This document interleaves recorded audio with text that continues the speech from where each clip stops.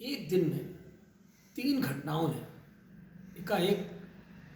सबका ध्यान आकर्षित किया और वह तीनों घटनाएं एक साथ एक ही परिवेश में उपजी हुई हैं। वेदना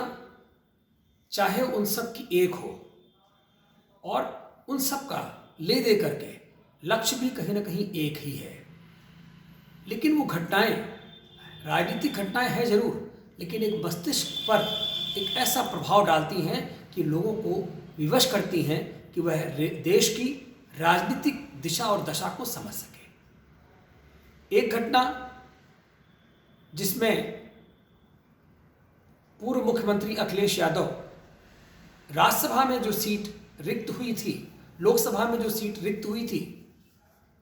उस लोकसभा की रिक्त सीट पर नेता सदन हसन को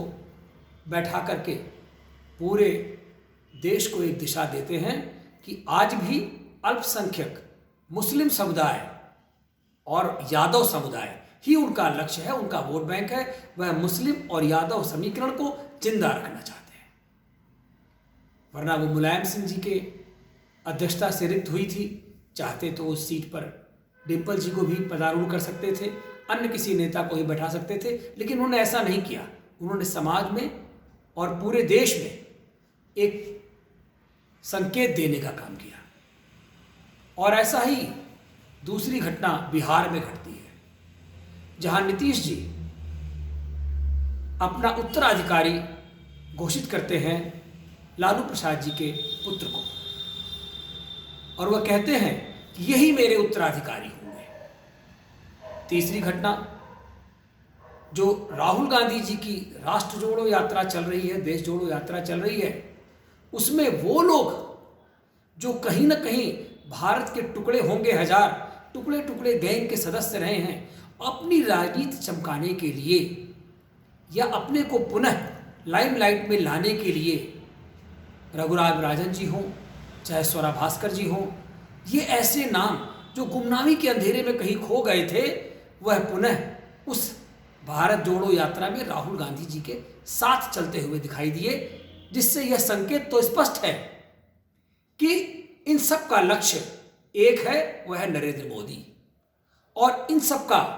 जो राजनीतिक दिशा है वह एक कहीं ना कहीं भारत को विभाजित करके अपना उल्लू सीधा करने की है। तो जो बिहार में घटना घटी, मैं सबसे पहले उस पर आपका ध्यान आकर्षित करना चाहूंगा कि 30 सालों तक जनता को मूर्ख बनाने का काम किया नीतीश जी ने और लालू जी ने, जो आपस में एक दूसरे को लड़ते भिड़ते से दिखते रहे। और आज जनता को कितना ठगा महसूस कर रही होगी जब उन्होंने देखा कि वही नीतीश बाबू जो सुशासन बाबू के नाम से अपने आप को विख्यात करने में कामयाब रहे हैं, शराबबंदी के लिए इतना बड़ा जोर देते हुए दिखे हैं, वही सुशासन बाबू उनको हंस के गले लगा के अपना उत्तराधिकारी बना दे रहे हैं। इसका मतलब जो 30 सालों तक उन्होंने सियासत किया, वह जनता के कोमलता का, जनता के जो बालमन है, जो उनका भोलापन है, उस भोलेपन को उन्होंने ठगा और उनको आज एक टका सा जवाब दे करके जनता को दरकिनार कर दिया। जवाब जनता देगी, निश्चित तौर पर जनता इस पर उत्तर जरूर देगी। और नीतीश बाबू की इन चालाकियों का जो एक रंगे सियार के रूप में अब तक खड़े रहे, आज वह सियार पानी में चला गया, वो धुल गया है। इसी तरह से मुझे लगता है कि ये भारत जोड़ो यात्रा अब सिर्फ उन लोगों का एक अड्डा बन चुकी है जो कहीं ना कहीं पूरे तरह से गुमनामी के अंधेरे में चले गए हैं, और वह अब राजनीति में दोबारा अपने को स्थान बनाने के लिए, भारत टुकड़े होंगे हजार के लोग हों और चाहे देश के विपरीत धारा में बोलने वाले वामपंथी हों, उन सबका एकमात्र अड्डा बन चुकी है भारत जोड़ो यात्रा। ये तीनों घटनाओं पर आपको विचार करना होगा। मैंने सिर्फ आपको जागृत करने के उद्देश्य से ये तीनों घटनाओं का एक साथ समावेश किया। जय हिंद।